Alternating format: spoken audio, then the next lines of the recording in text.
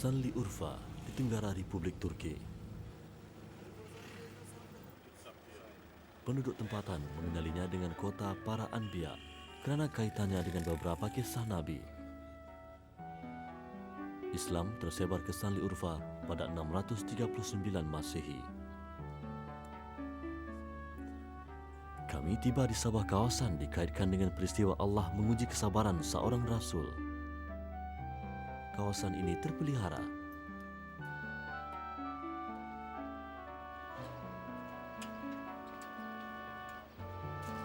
Ada sebuah gua yang sering dikunjungi penduduk tempatan maupun dari jauh.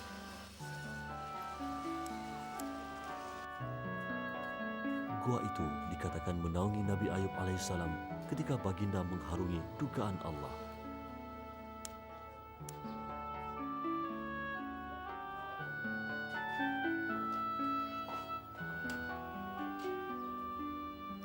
Kisah Nabi Ayub menggambarkan kesabarannya menghadapi pancaroba. Nabi Ayub adalah anak kepada Is. Is pula anak Nabi Ishaq alaihissalam. Nabi Ayub dikurniakan banyak binatang ternakan dan ladang yang luas. Kehidupan Nabi Ayub bahagia dan baginda mempunyai ramai anak yang sangat dikasihinya. Semakin kaya, semakin suka baginda bersedekah, beramal soleh dan merendah diri. Harta yang banyak dan anak yang ramai tidak mempesonakannya. Suatu hari, Allah menguji Nabi Ayub alaihissalam. Harta bendanya habis musnah dan semua anaknya mati. Baginda ditimpa sakit menyebabkannya tidak berupaya bergerak. Nabi Ayub mempunyai seorang isteri yang setia mengurus keperluannya. Baginda mengharungi dugaan selama beberapa tahun. Ada ulama berpendapat Nabi Ayub dicuba selama 7 tahun. Nabi Ayub terus berzikir kepada Allah. Akibat penderitaannya, Nabi Ayub diusir dari kampung halaman. Dalam menghadapi cubaan, Nabi Ayub bersikap sabar. Baginda adalah tauladan kesabaran yang perlu diikuti dan tauladan bagi orang yang ditimpa pelbagai musibah. Dalam pada itu ada pula yang cuba memperdayakan isteri Nabi Ayub supaya meninggalkannya. Gua ini dikatakan menjadi saksi kepada ketabahan Nabi Ayub alaihissalam. Nabi Ayub melalui segala-galanya dengan penuh kesabaran. Bayangkan, harta anda hilang. Anak yang ramai kini tiada. Ternakan dan ladang musnah. Teman yang ramai berkurangan. Kelebihan penderitaan dan beratnya dinilai langsung oleh Allah. Kemudian Allah sendiri yang menentukan pahalanya. Dan tidak dikurangi sedikit pun daripada bahagian yang harus didapatinya. Bagi setiap penderitaan, Allah bersedia menjadikannya sebagai penebus dosa, asalkan disambut dengan jiwa beriman dan kesabaran.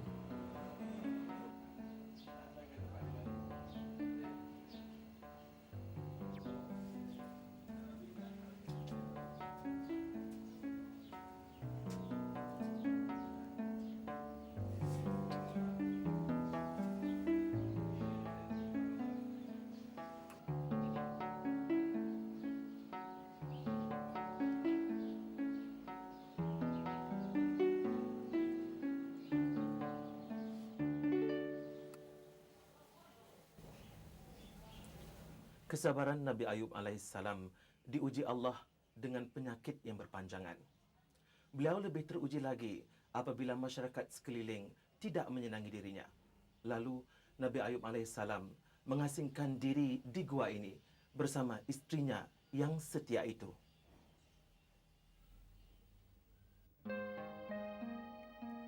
Keadaan begitu tertekan sehingga isteri Nabi Ayub meminta suaminya berdoa kepada Allah. Sampai bila mereka harus menderita? Di manakah harta, anak dan teman mereka? Dan hamba kami, Nabi Ayub ketika dia berdoa, merayu kepada Tuhannya dengan berkata, sesungguhnya aku diganggu syaitan dengan kesusahan dan azab siksa.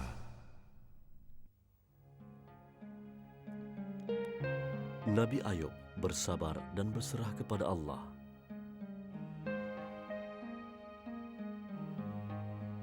Baginda tidak sekali-kali mengeluh atau merungut walaupun baginda sakit bertahun lamanya.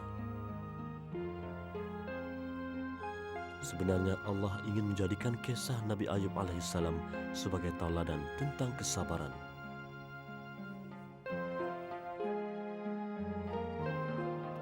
Nabi Ayub diberi cubaan oleh Allah dengan seberat-berat cubaan. Pelbagai percakapan dilontarkan kepada Nabi Ayub alaihissalam. Masyarakat mencemuh dan mempertikaikan kenabiannya.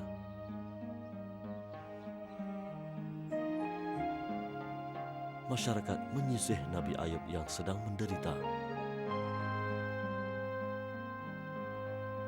Namun begitu, masih ada juga pengikutnya yang setia. Nabi Ayub menghadapi cubaan Allah dengan hati yang tenang.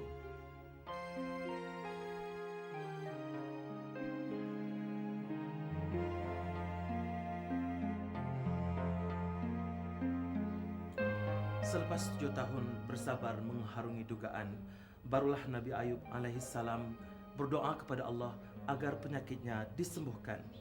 Allah memakbulkan doanya dan Nabi Ayub alaihissalam mandi dari mata air ini. Kesabaran adalah prinsip para anbiya, orang yang bertakwa dan penegak kebenaran. Al-Quran menganjurkan kesabaran, mengangkat kedudukan dan memuji orang yang penyabar. Sabar kunci kejayaan. Rasulullah SAW pernah bersabda, kesabaran adalah sebahagian daripada iman. Nabi Ayub mencapai puncak kesabaran dan keteguhan iman serta berjaya melawan hasutan dan tipu daya.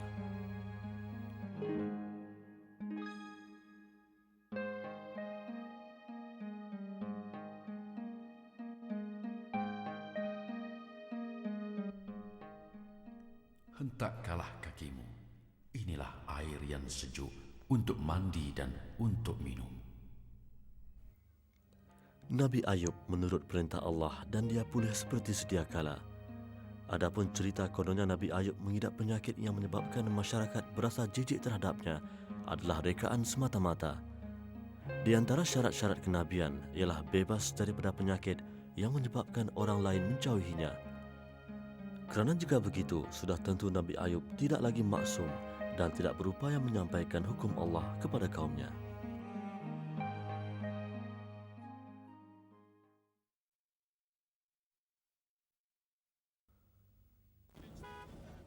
Sanli Urfa juga pernah dikenali dengan nama Ur, Chaldean Ur, Haran Ur, Orhe, Edessa, Diyar Mudar, Ruha dan Urfa. Iskandar Zulkarnain dikatakan memerintah Urfa pada 332 sebelum Masehi. Haran, 44 km di tenggara Urfa. Kota lama ini terletak di persimpangan laluan perdagangan Mesopotamia Utara menuju barat dan barat Laut Turki.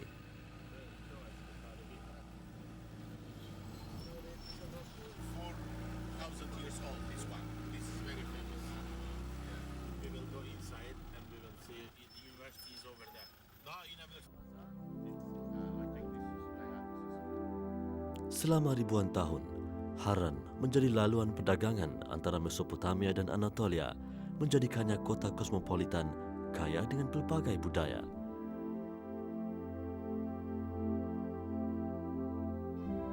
Haran terletak di tengah-tengah dataran Haran. Ada pakar sejarah berpendapat Nabi Ibrahim alaihissalam pernah tinggal di Haran dalam pengembaraannya ke Palestin.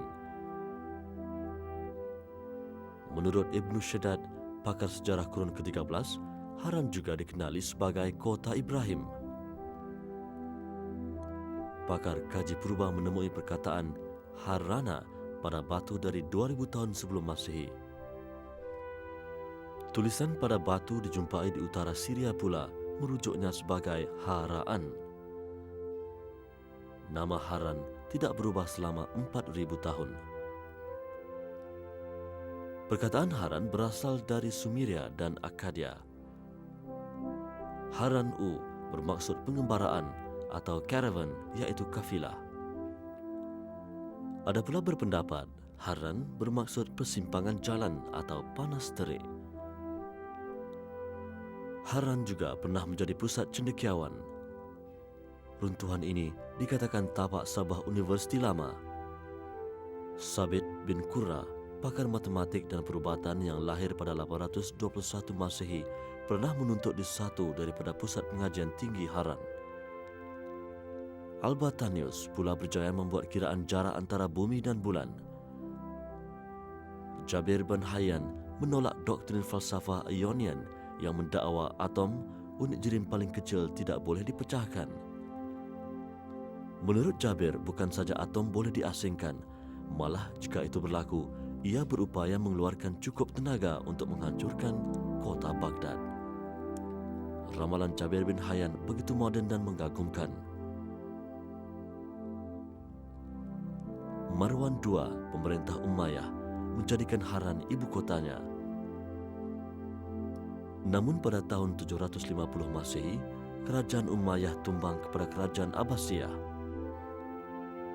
Universiti yang diasaskan ketika zaman pemerintahan Abbasiyah, Khalifah Harun al-Rashid, menjadi terkenal di seluruh dunia. Rumah berbentuk sarang lebah ini hanya terdapat di Haran. Rumah Haran diperbuat daripada batu bata, panas ketika musim dingin dan nyaman di musim panas. Bumbungnya yang berbentuk kon dibina bersebelahan kon lain, diperkukuhkan dengan gerbang membentuk ruang yang luas di dalam rumah. Suatu ketika dahulu, dua sungai utama mengairi Haran. Ibni Jubair, pengembara yang melawat Haran pada 1184 Masehi, melaporkan pokok rendang, buah-buahan dan sayur-sayuran hidup subur di Haran. Bagaimanapun menurut Ibni Jubair, kemarau yang panjang memusnahkan kebanyakannya. Kini sungai itu sudah tiada. Kota Haran yang berusia 5,000 tahun hari ini terletak di tengah dataran yang kering. Yang tinggal hanya sejarah.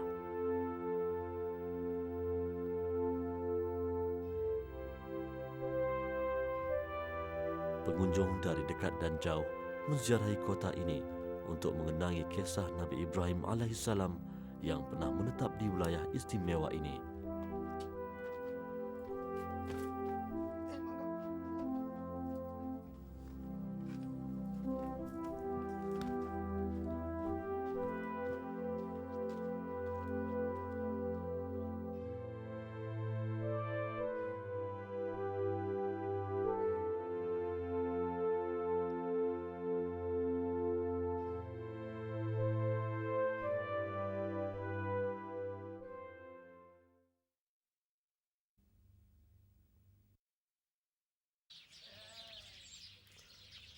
Dalam perjalanan pulang dari Haran, kami melewati ladang kapas. Daripada kapas dijadikan kain untuk pakaian. Kain kapas digunakan untuk menyalut tubuh menghindari panas dan sejuk. Umat Islam juga menggunakannya untuk menunaikan ibadah. Allah mengajar manusia memanfaatkan ciptaannya. Kapas menjadi salah satu sumber pendapatan penting penduduk di Sanli Urfa.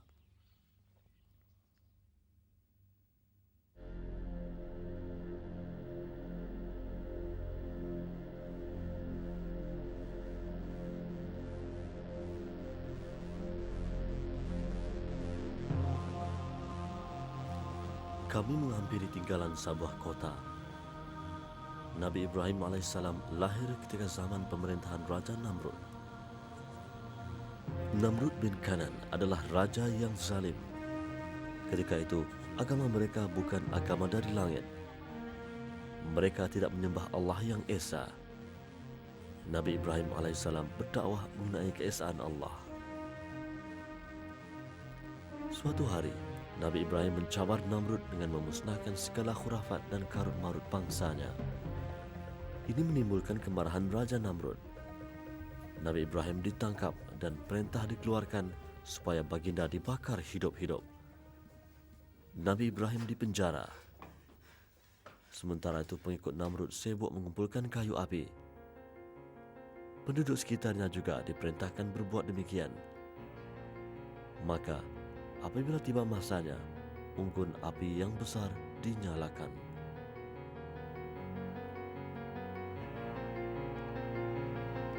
Api menjulang ganas. Namrud dan konco-konconya tidak sabar melihat Nabi Ibrahim dibakar hidup-hidup. Mereka berasa lega jika Nabi Ibrahim alaihissalam tidak lagi berdakwah. Namrud memang menanti saat ini kerana dia menganggap Nabi Ibrahim sebagai musuh nombor satu yang berupaya menggugat pengaruhnya.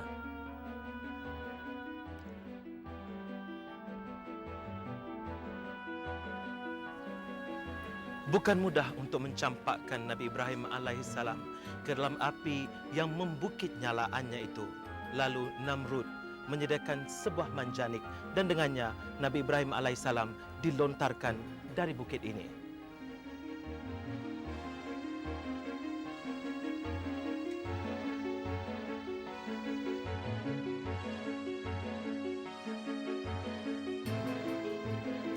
Nabi Ibrahim tidak berasa gentar atau takut kepada hukuman Namrud kerana baginda adalah Rasul yang beriman pada Allah. Kekuatan iman baginda menjadikannya mengetahui kebenaran. Nabi Ibrahim tidak takut kepada api yang menjulang, apatah lagi ancaman konco-konco Namrud.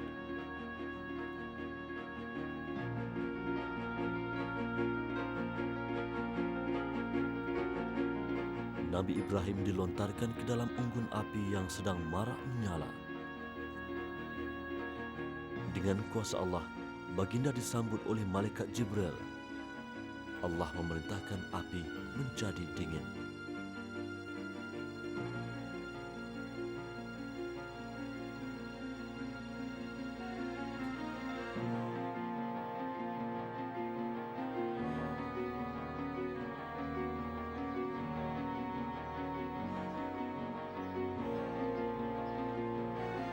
Maka api itu padam sedikit demi sedikit dan asap pun semakin berkurangan dan tinggallah bara api sahaja. Terbukalah pandangan orang ramai yang sebelumnya tertutup oleh asap dan nyalaan api. Maka mereka melihat sesuatu yang menakjubkan.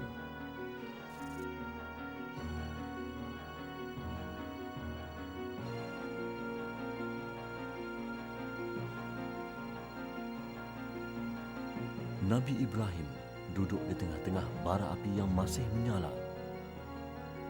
Baginda tidak diapa-apakan oleh api dan pakaian baginda seperti sedia kala. Baginda sedang bertasbih memuji Allah dan bersyukur kepadanya. Orang ramai terpegun melihat mukjizat diberikan kepada Nabi Ibrahim alaihissalam. Raja Namrud semakin gelisah. Kejadian di hadapan mata Namrud dan rakyatnya itu bukti keagungan Tuhan. Namun Namrud dan pengikutnya masih dalam kesesatan.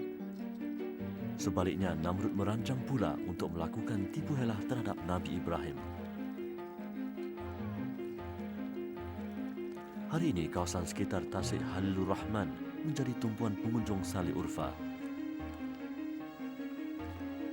Mereka datang ke sini untuk memperingati peristiwa Nabi Ibrahim alaihissalam dibakar.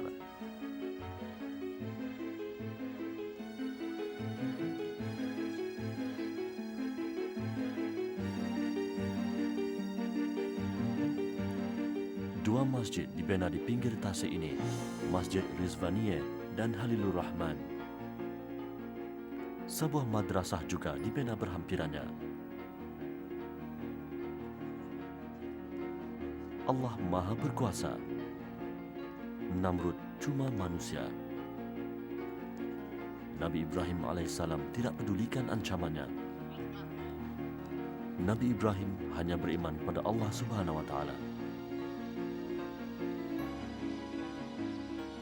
Allah berfirman yang bermaksud, wahai api, sejuklah engkau dan sejahterakanlah Ibrahim. Nabi Ibrahim alaihissalam berasa selesa dibakar api yang membara. inilah tempatnya Nabi Ibrahim alaihissalam dibakar.